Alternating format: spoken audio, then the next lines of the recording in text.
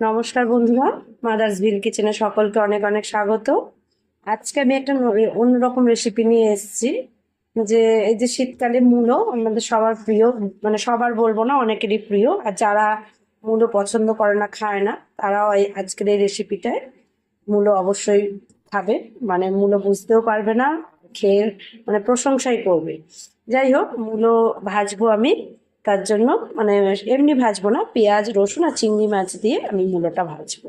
এই যে মূলোগুলো কেটে নিয়েছি, এই যে এরকম একদম ঝিরিঝিরি করে মূলো কাটা হয়েছে। পেঁয়াজকেও আমি ঝিরিঝিরি করে কেটেছি, একটা বেশ বড় সাইজের পেঁয়াজ একটা কেটে নিয়েছি। আর 10-12 কোয়া রসুন আমি এরকম করে কুচিয়ে নিয়েছি। আর একটু কাঁচা লঙ্কা নেব। আর এই যে চিংড়ি মাছটা আমি নুন হলুদ মাখিয়ে নেব।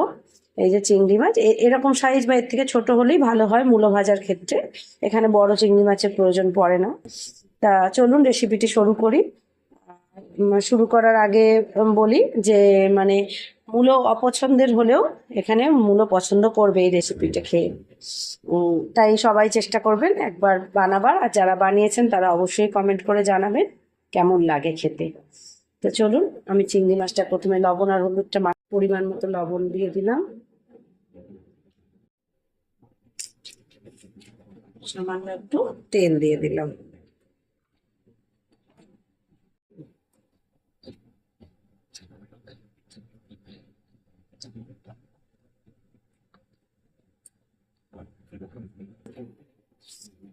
একদম সহজ রেসিপি, কিছুই না এটা।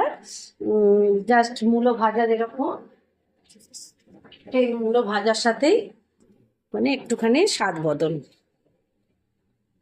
আর সত্যি বলতে কি, চিংড়ি মাছ দিলে মানে যে কোনো সবজির স্বাদই পুরো চেঞ্জ হয়ে যায়। চিংড়ি মাছ এমনই একটা মানে মাছ, সেখানে এখানে মূলোর স্বাদও পাল্টে দেবে। আর মানে অসাধারণ করে তুলবে এই রেসিপিটি। তাই মূলোর সাথে চিংড়ি মাছ, লোটে মাছ এগুলো দিয়ে খেলে, যারা ভালোবাসে মাছ খেতে অথচ মূলো খেতে পছন্দ করে না, তারা অবশ্যই একবার খাবে। লোটে মাছ এইভাবে করা যায়। আর আজকে আমি চিংড়ি মাছ দিয়ে করছি। সর্ষের তেল দিয়ে দেবো।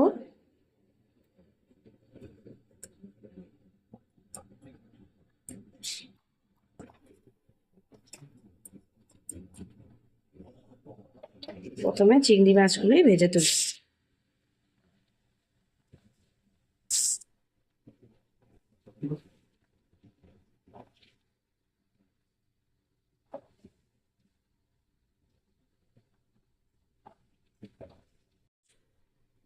চিংড়ি মাছ খুব বেশি ভাজার প্রয়োজন পড়ে না, তাই আমি মাছগুলো এবার তুলে নেবো। জাস্ট হালকা একটু ভেজে নিলাম।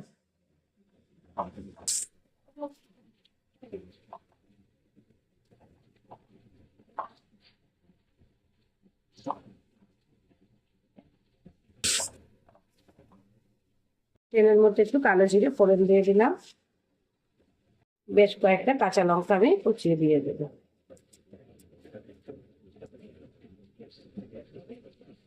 পদটা একটু ঝাল ঝাল হবে, তাই কাঁচা লঙ্কার সাথে আমি একটু শুকনো লঙ্কার গুঁড়োও দেবো, তাই বুঝে কাঁচা লঙ্কাটা দিয়ে দেবো।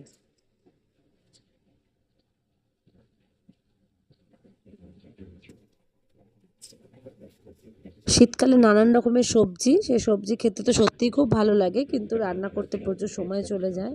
তাই আগে থেকে কিছু রেডি করে রান্না করা এখন কয়দিন হয়ে উঠছে না। আর শীতটা ভালোই পড়েছে, জাঁকিয়ে উঠতেও বেলা হয়ে যায়। তাই আমি মানে সব কিছু রেডি করে নিয়ে বসা, এরকমভাবে রান্না হয় না, ওই জন্য একদম চটজলদি। এবার রসুনটা আর পেঁয়াজটা আমি ভেজে নেবো।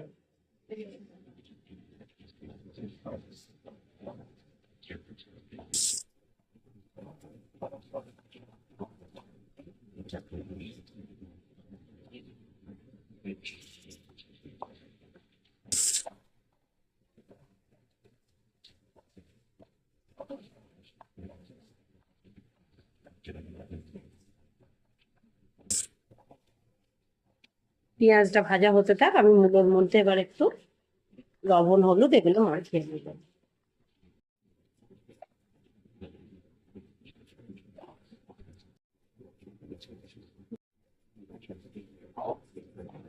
লঙ্কা হলুদ আর নুনটা আমি মাখিয়ে দিলাম। আপনারা চাইলে এটা আগেও মাখিয়ে রাখতে পারেন, তাতে ভালোই হবে, জলটা একটু বেশি বেরিয়ে যাবে তাড়াতাড়ি। আর আমার একটু দেরি হলো, একটু পরেই মাখালাম। যাই হোক, এবার আমি মূলোগুলো দিয়ে দেবো।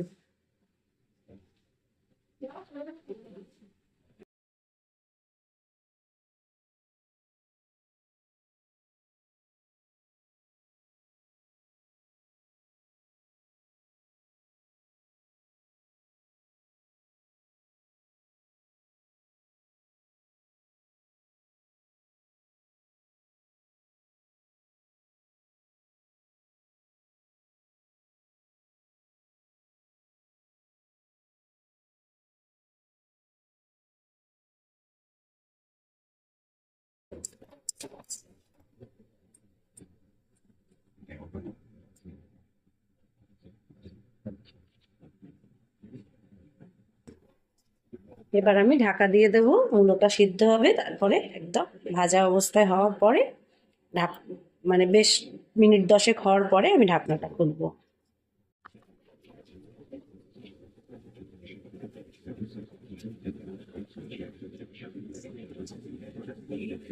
এই যে বন্ধুরা, আমি কড়াইটা চেঞ্জ করেছি, তার কারণ এই মূলো ভাজাটা মেনলি এরকম দুটো হাতল না থাকলে সেই কড়াইতে ভাজা যাবে না, ঝাঁকিয়ে একটু ভাজলে ভাজাটা ভালো হবে। আমি আগে যে কড়াইটায় বসিয়েছিলাম ওটা একটা হাতলটা ভাঙা ছিল, ওটা ঝাঁকাতে অসুবিধা হবে, তাই আমি কড়াইটা চেঞ্জ করে এই কড়াইটায় বসালাম। এই যে জলটা টেনে গেছে, ভালো মতো জল বেরিয়েছিল, একটু বেশিক্ষণ মাখিয়ে রাখলে আর একটু জল বেরোতো।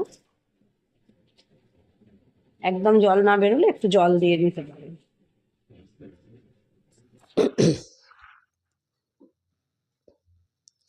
এইভাবে ঝাঁকিয়ে ভাজলে মানে খুন্তিটা একটু কম ব্যবহার করলেই ভালো হয়। বেশ দুপাশে হাতল ধরে ঝাঁকিয়ে ভাজলে ভাজাটা সুন্দর হয়। আর একদম লাল লাল করে ভাজতে হবে। তবে ভাজাটা লাল হবার আগেই মানে একটু জল ভেজা থাকতে থাকতে চিংড়ি মাছগুলো দিয়ে দেব। 1-2 বার এরকম ঝাঁকিয়ে নিয়ে তারপরে একটু ভেজা অবস্থাতেই চিংড়ি মাছটা দিয়ে দেবেন, তাহলে মাছটার স্বাদটা ভালো বের হবে। আর যদি তেল কম মনে হয় তাহলে একটু সাইড দিয়ে তেলও দিয়ে দেওয়া যায়, সর্ষের তেল, কাঁচা সর্ষের তেল। এখানে আমি চিংড়ি মাছ ভাজা তুলেছি, সেই বাটিটার মধ্যে বেশ খানিকটা তেল ভাব আছে, তাই আমি আর এক্সট্রা তেল দিলাম না। এইভাবে বেশ খানিকক্ষণ ঝাঁকিয়ে ভাজতে হবে। আর বেশ ঝাল, মিষ্টি, নুন বেশ সুন্দর পারফেক্ট হবে। খেতে খুব সুন্দর হবে। বন্ধুরা একবার হলেও ট্রাই করে দেখবেন। আশা করি রান্নাটা খুবই ভালো হবে। আর সত্যি কথা বলতে মানে শুকনো এরকম ভাজা দিয়ে ভাত খেতে খুব ভালো লাগে। বেশ মিষ্টি একটু লাগবে। মূলো যেহেতু আমি ছোট টিস্পুনের 1.5 টিস্পুন চিনি দিয়ে দিলাম। বেশ ঝাল আবার একটু মিষ্টি ভাবটাও থাকলে ভালো লাগবে। বেশ খানিকক্ষণ ভাজতে হবে। বেশ এক পাশটা লাল হয়ে যাবে, আবার একটু ঘুরিয়ে অপর পিঠটা দিতে হবে। মানে বেশ সুন্দর ভাজাটা হলে খুব ভালো লাগবে। শুকনো ভাতে, গরম ভাতে খুবই ভালো লাগে। মানে কোনো কিছু লাগে না, ডালও প্রয়োজন পড়ে না। এরকমভাবে মূলো ভাজা দিয়ে ভাত খেতে সত্যিই খুব ভালো লাগে।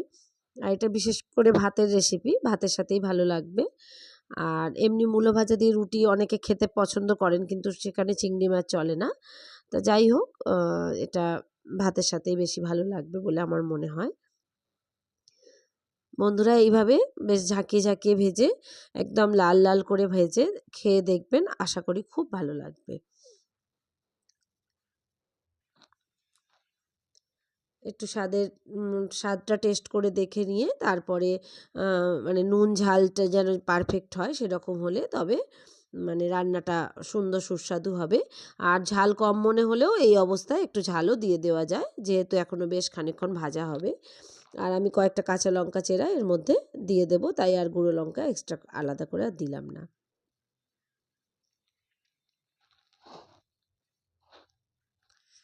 বন্ধুরা, রান্না ভালো লাগলে অবশ্যই সবার মধ্যে একটু শেয়ার করে দেবেন।